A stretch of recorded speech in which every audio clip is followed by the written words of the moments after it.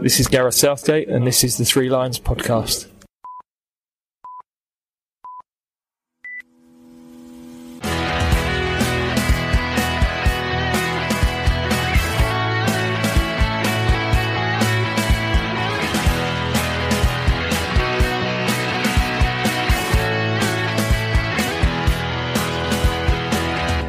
Hello and welcome to the Three Lions podcast. My name is Russell Osborne and this is an independent England football supporters podcast. Welcome along. You join us in the third of our series of England at the World Cup. It's a series that looks at how the Three Lions performed at the showpiece event with people that were there. The previous episodes in the series and all other episodes can be found at threelionspodcast.com or your chosen podcast provider. In this series, we've already looked at the early tournaments, 1930, 1934 and 1938. Those were the ones that England didn't participate in. And also we had a look at 1950 and 1954. They can be found in the first chapter. Then we looked at 1958 in Sweden in detail with the assistance of Blackburn Rovers legend and former Three Lion himself, Bryan Douglas. And I'm pleased to say that this episode he joins me again to reminisce about Chile this time in 1962. But that's coming up later. Before then, we need to find out how England qualified. England were drawn in UEFA Group 6 alongside Luxembourg and Portugal. And they began the qualifying campaign in October of 1960, away to Luxembourg. And they came away with a 9-0 victory. Bobby Charlton and Jimmy Greaves both getting a hat-trick each, Bobby Smith getting 2 and Johnny Haynes getting 1. Then in May 1961, they travelled to Lisbon to face Portugal. And they came away with a 1-1 draw. Goal for England coming courtesy of Ron Flowers. September of the same year, 1961, was the return game with Luxembourg. This was played at Arsenal's Highbury Stadium. 4-1 winners England were, Ray Pointer, Dennis Viollet and Bobby Charlton getting 2 goals. And then the last game in the qualification campaign, home to Portugal, home being Wembley. England came away with a 2-0 victory thanks to goals from John Connolly and Ray Pointer. So England finished top of the group with 7 points and a goal difference of plus 14. They had made it to Chile.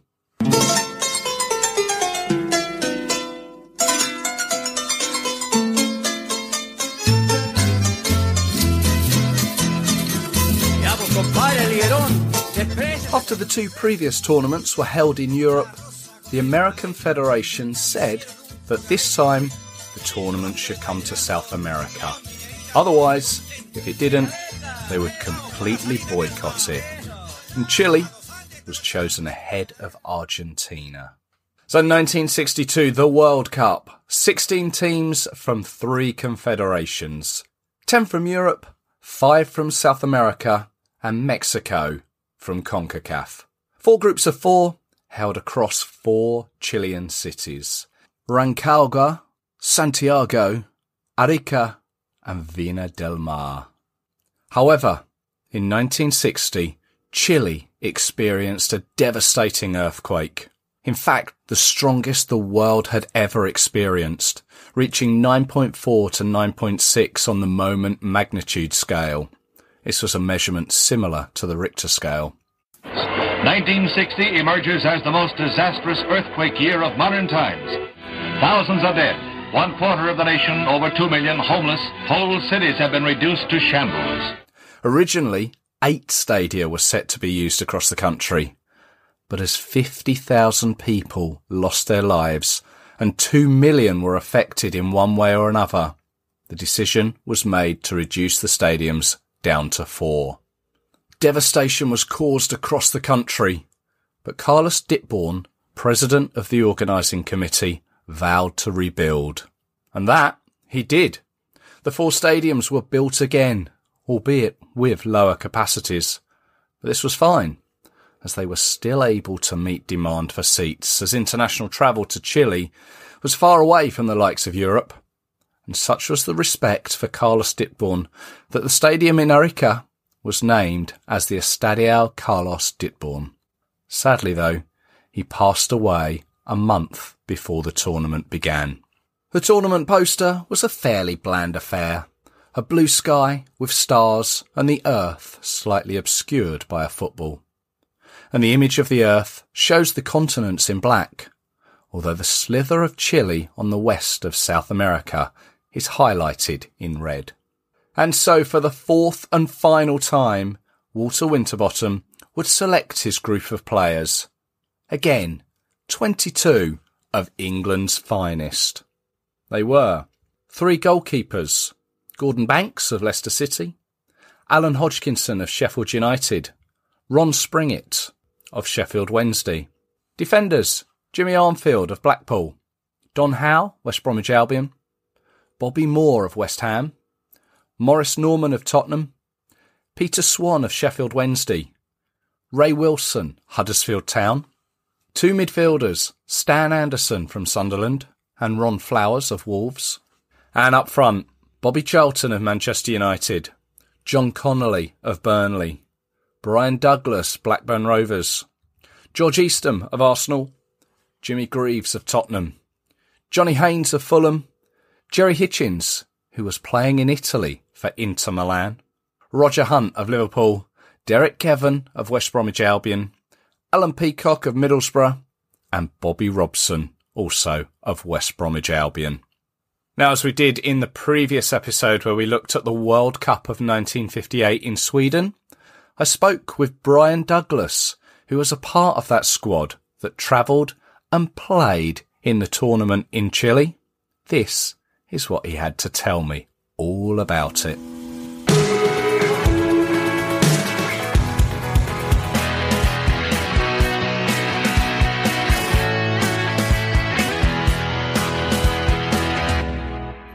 Now it's my pleasure to welcome to the Three Lions podcast Blackburn legend and former England international Bryan Douglas. Hello, Bryan. Right. Let's move on to 1962, which was the second World Cup that you played in for England after Sweden. But what do you remember between those 2 World Cups? Were things going well for you with Blackburn and we played regularly for England? Yeah, well, we just got promoted and we were finding a way in the First Division. And I enjoyed playing in the First Division, really. I think we did okay.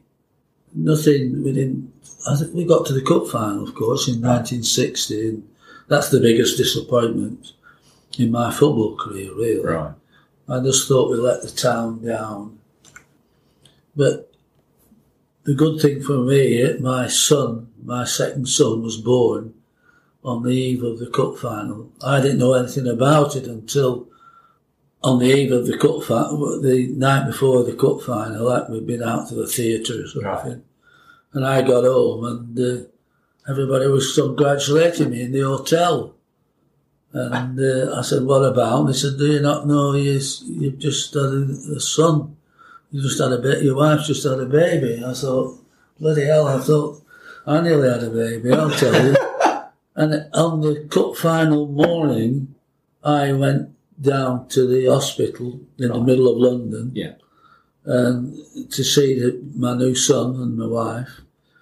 But if it was today, there would have been, I think that there'd been the press and there'd have been a helicopter or something.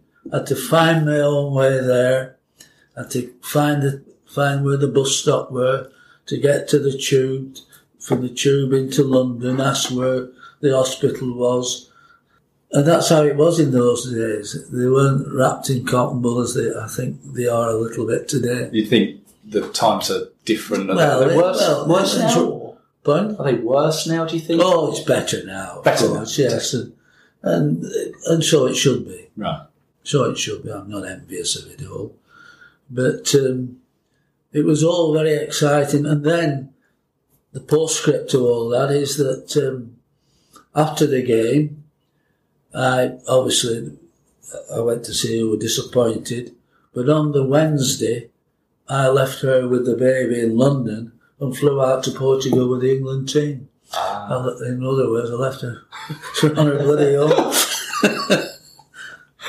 Oh, dear. So, but if it was today, what I'm trying to emphasise, if it was today, there'd be the television there and radio or whatever. And my wife, to come home, fortunately, one of the nurses in the hospital was travelling to Blackpool and travelled with her, with the baby on the train.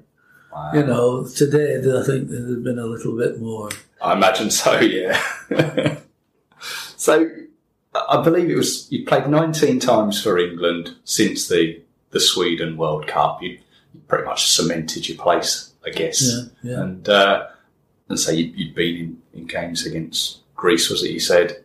Going to Athens. Well, I played more or less all the team. I played 36 times in total. You got 11 goals as well, didn't you? 11 goals. Yeah. What one sticks out in your mind? Well, they get there in Scotland, of course. Yeah.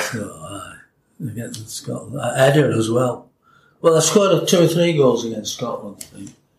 One was around from the halfway line, more or less. And I can remember I had Edinburgh. And I scored in the first, Bobby Charlton laid one on in the first year. Right. Bobby just came in the side just after me, I think. Right. A couple of games after me. But I'm proud to have played with people like Tom Finney, Billy Wright, and Johnny Haynes and all those guys. Johnny Clayton, of course, he was my colleague in Blackburn and in the England side. Did I read as well that you sort of took Stanley Matthews' place? Oh yeah, and he wrote to me, Right. congratulating me. Okay. And I actually met his daughter or something at Tom Finney's funeral. Right. And I told her that he wrote to me. You know, and he was, funnily enough, was my idol. Was he? Yes, he was. I used to go to Blackpool and watch him play whenever I could. Do you think that'd happen now? Players would congratulate another player for taking their place? Well, I don't know, but he was about, when I took over from him, he was about 50-odd years old. He did go on for a while, didn't he? Yeah, I believe he was a very, very strict trainer. Right. He trained by himself. Oh, Jimmy Armfield told me a lot about him. Yeah. That he was, he trained on the sands and trained alone and did his own physical training and whatnot. Very dedicated to get where he got Yeah, to. well, he was. And Ronnie Clayton played with him, of course, and I played in his testimonial, which I'm very proud of, which is at Stoke. Well, I think it was his testimonial. It was an England team against a foreign team, Right. a foreign mixed team, Yeah. and I was very chuffed that I was chosen to play in that. So Walter Winterbottom was still in charge of England. Yeah. We'd gone out of the previous World Cup in Sweden. Do you remember what his thoughts were going forward to Chile? He was a nice man, Walter, and he was well briefed. He gave you a good briefing. Right. Little dossiers, was it? Yeah, he sort of gave you a briefing on the opposition all the time and whatnot, what the strengths and weaknesses. I don't know if I should tell you this, but we had a warming up game on the way. I forget it. Anyway, whoever it was, we went down to the ground and he was saying, now, lads, it's very warm today.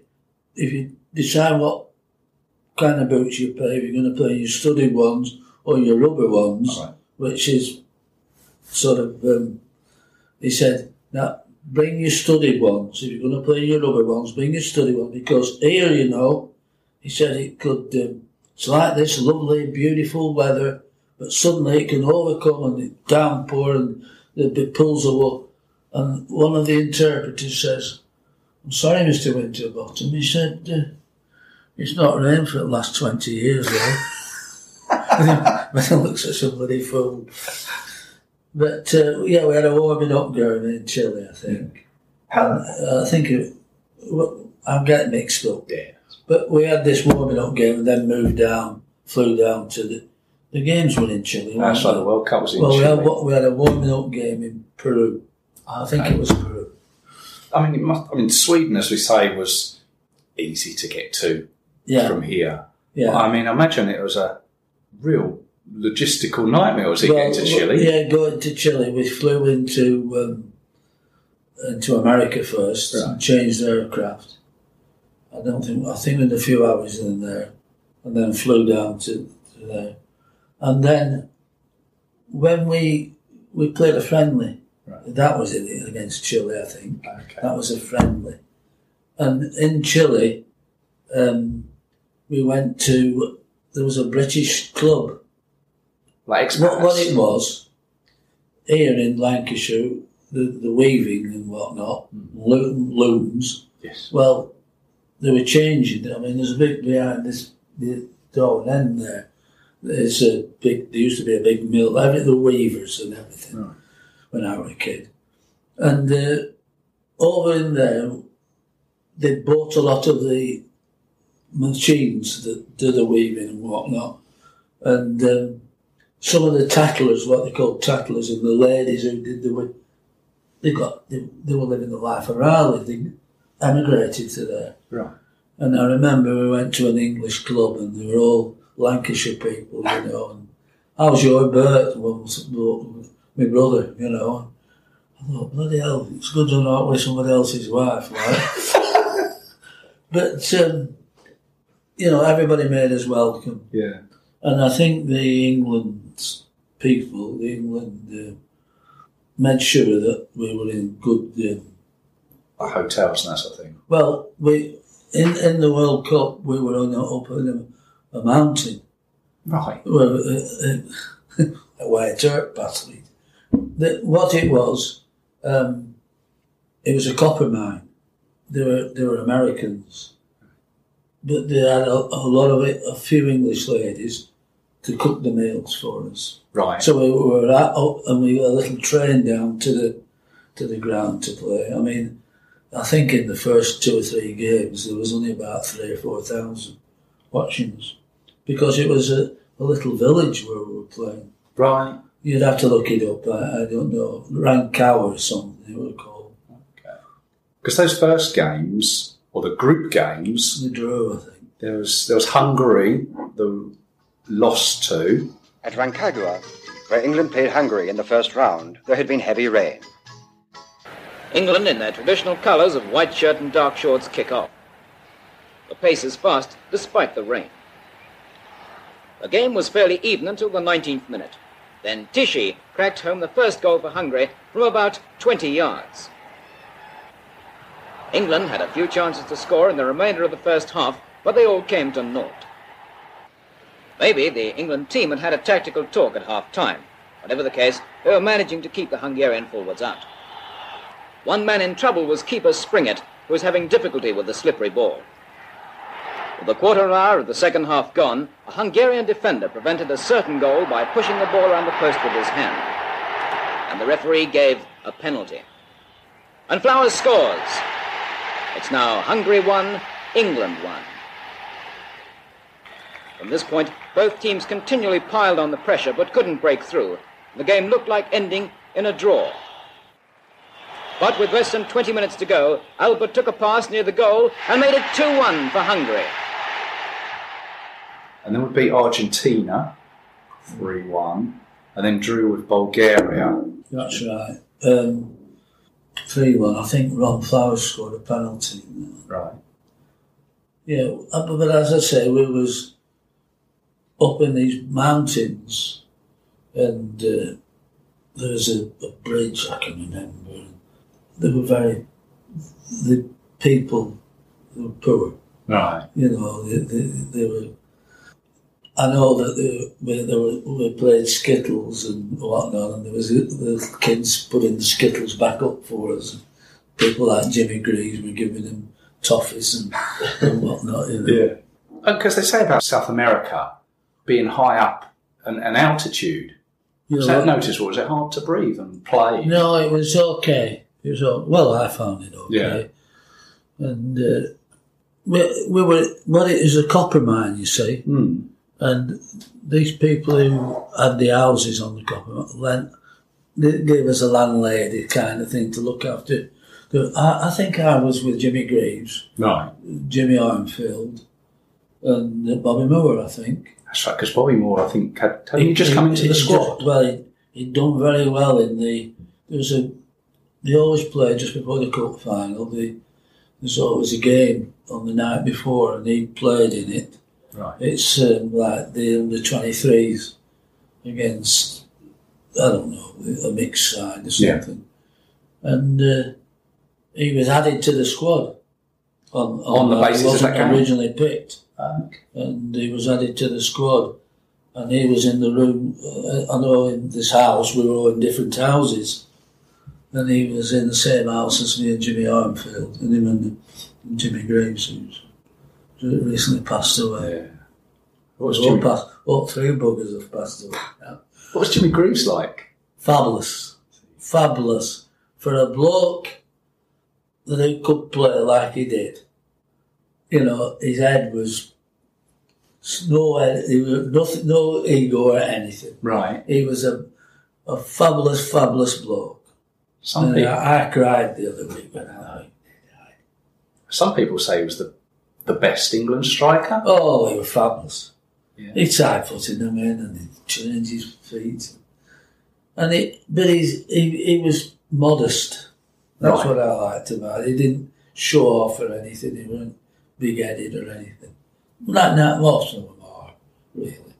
You get the exception, but he was... I liked him a lot. And I was a bit upset when he died.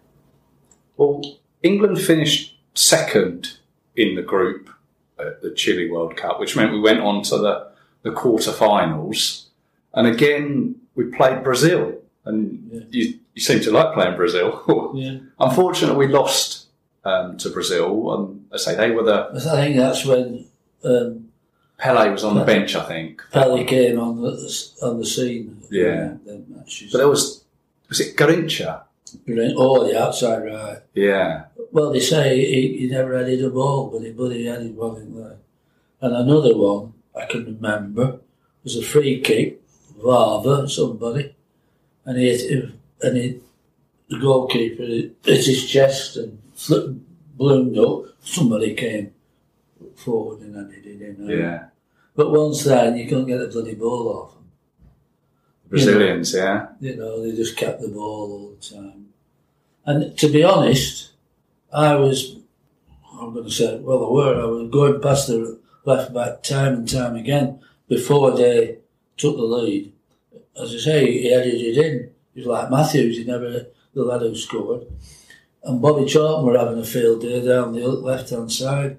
And I was feeling pretty confident until he scored.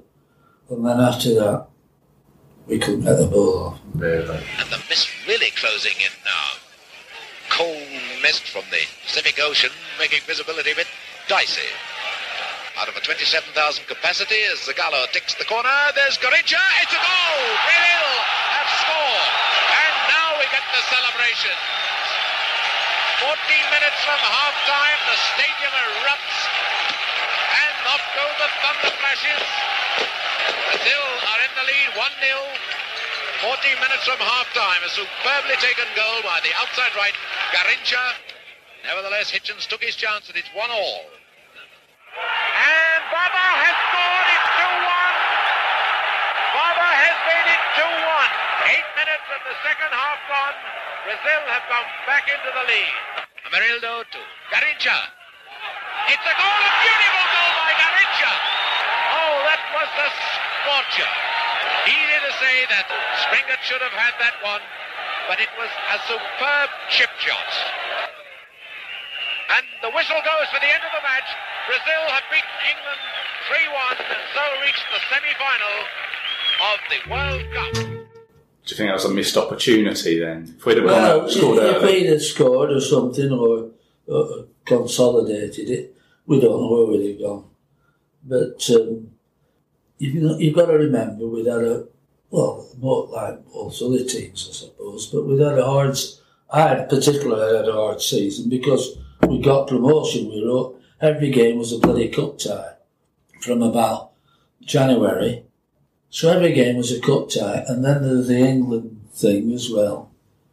And at the end of it, when I got home, I was exhausted. So the same after the second, the Chile one, because I guess the travelling was... Well, it was that, but once I got home, I was ready for a rest. Yeah. Unfortunately, England came away from that World Cup and lost to Brazil. He went on to play a few more games for England. Yeah. But there was obviously the 66 World Cup was on the horizon. Yeah, well, I'll tell you what happened with me. I'd been left out on the side, right, but I was beginning to think I've got a chance to get back in. And I went to Lilleshall where they do I was in the school. There was no game, but it was just like Winterbottom and Harold Shepherdson. And I was there and I thought, I've a bloody chance of getting back in this. And I was doing, but this time, I was not on the right wing, I was playing inside forward. And I was getting one or two headlines and nice things said about me. And I thought, I have a chance of getting in. But the start of the season, the next season, our manager was Jack Marshall. And he lived next door, but one, in Bolton, to Bill Ridding, who was Bolton's manager. And they arranged a friendly at Bolton Wanderers, not at the ground, on the training ground. And I remember it as if it were yesterday. When I was putting my boots on, we were only in a cabin, it was only like a field and right, and it was a cabin, and nice cabin. And I was putting it, and I broke my lace. And they were kicking it in, like the lads. So I came out and I said to the trainer, where's me? I said, I broke my lace. I forget it was the trainer. And he said, if I have the bag, there's some there, blah, blah, blah, blah. So I came in and got, putting a lace in a football boot, up, down. And by the time I got my boots back on, the game had started. And I came out, and Jack Marshall was the manager. And he said, I think it was Jack Marshall, he said, where have you been? He said, we're 1-0 down. I said, I've been putting my laces, you should check your laces before you and all that, and I sort of said, oh, piss off or something to him. And I went on in a bit of a pretty. I'd only been on 5 minutes, and George Sharp, I can remember yesterday, and he played a ball on the length of this table. And I went for it, and this big centre-half for Bolton were coming to clear it. And I did that. I tried to block it. Yeah. And he hit the ball under my foot. And right away my knee caved in. Oh.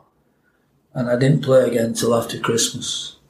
And I was never, ever the same again. I played, there was a weakness. Yeah.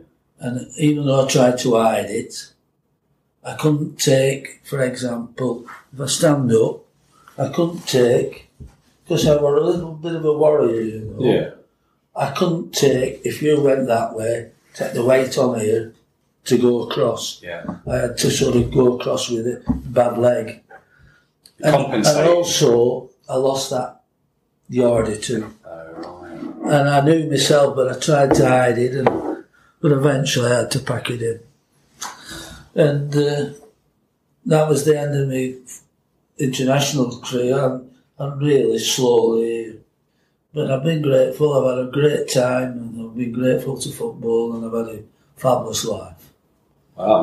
Sitting here in Blackburn in one of the executive suites, looking out onto your stand. Oh well, that's about 3 or 4 years ago. You got your name up there. Well, there's Ronnie Clayton's on here, isn't he? Yeah. Well, he's outside, isn't he? Ronnie, well, he passed away about 3 years ago. His wife comes and there's a table. They're very good at the club, you know. Yeah. in that stand, near the halfway line, we have there's the dining there, and we have a table in our name, Bryan Douglas table, and we have a guest. Yeah. Sometimes we have more than one. How did it feel when your name was? Well, I didn't know anything about it. Yeah. I came to a dinner, some sportsman's dinner, in the main stand over there, and the bloke could have a few words, and while I was standing there, they opened the windows and all lit it up. It were all lit up. Yeah. And I knew nothing about it. I was a bit overcome. I bet. So, well, this one's Ronnie Clayton's one, isn't it? Yeah. I've read that you're opposite each other, aren't you? All right. Well, and the table we have on match days, his wife comes now. Yeah. It used to be Ronnie, of course. But his wife comes with a friend or with her son, daughter. The club has been very good to me. That's what I'll say. They've been fabulous. Wow. But I spent, as Ronnie did, we spent our full career here, and never any real problems. And just a bit of a problem at the end with one of the managers. Well, it was Quigley, really. He was manager for a bit. And I used to play with him, and I used to be in his room, and I used to think the sun shone out of his eyes. But as a manager, he was a bloody washout. Some of his theories were crazy. Well, I mean, speaking of managers, what do you make of Gareth Southgate and the current England setup? Well, he's got a good place to pick and everything, and they should. I'm a bit surprised that sometimes that as a player he was a very ordinary player as far as I'm concerned, but so was Walter Winterbottom in my time. Right, so you see similarities. So there's similar thing with that. I suppose good managers can see when things are going wrong and how to address them. But I'd sooner be told what to do by somebody who's done it themselves. No. If you get what I mean. We haven't got any England players really that. Well, there's like Billy Wright. Yeah. But he managed, but he never did much. He was manager of somewhere. I forget what he was. I don't know, but he never sort of like Finneys and that. They never bothered about being managers or whatnot, did they? Yourself? No, I didn't know it. No, I'd had enough. No. I'd had enough. I enjoyed my football career. I was thankful for. I've been a lucky lad. And the people, the wages today, which I think is ridiculous anyway. But I've never wanted. I weren't paid that much, but I've never ever wanted for anything. No. I've had good holidays. I've had a good life, and I'm thankful for football and this club as well. I mean, they've looked after us, this club, and I was only born less than a mile away. Yeah. So I knew about football when I was sort of 10 and 11, and I played on here before I formed a school in finals. Before I actually come to the club, I played for Blackburn Schoolboys and I played this. So it wasn't strange when I came. I knew the dressing room and everything. Right. So it's been home from home for me. During the war I used to come on. That's the door, what we call the doorway then. It's called my name now. Yeah. But they used to different structure. And there used to be ammunition boxes on from the war. We used to make dens and stuff, And this is when I was about 10. Yeah. And I used to go to school with only 100 yards behind that stand. So I've been familiar with and seen players, In them days, players didn't live in Manchester. They lived locally. Yeah. And you used to see them in the streets. And if I was playing there's what they call criminals near the school. One or two be passing, keep with your left lad, you know, and they shout to me, Jack Campbell and all that. So I've grown up in the football environment, really. A little lad, and through football I've seen hell of a lot of the world. I've met so many people. You know, I met the Queen. And have you? I got home and all that. Well, it was Billy Wright's 100th cap. Right. And we had to shake hands with the Queen. We were told we hadn't to speak to her unless she spoke to you. When I got home, my wife said, Did she say anything to you? I said, yeah, she asked me how you and the kids were. She says, isn't she well briefed? She never said a bloody word. But, you know, it's, again, through football, it's not just football. I've met TV personalities and different people here, there and everywhere. So it's opened a lot of doors for you and everything. And it's been great. So I hope it stays that way for another year or two. I'm sure it will. Thank you.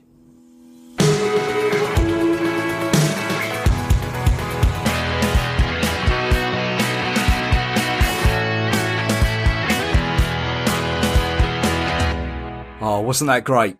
That was the story of Chile 1962 through the eyes of Bryan Douglas, Blackburn Rovers legend and former Three Lion who was part of the squad that went and played in Chile.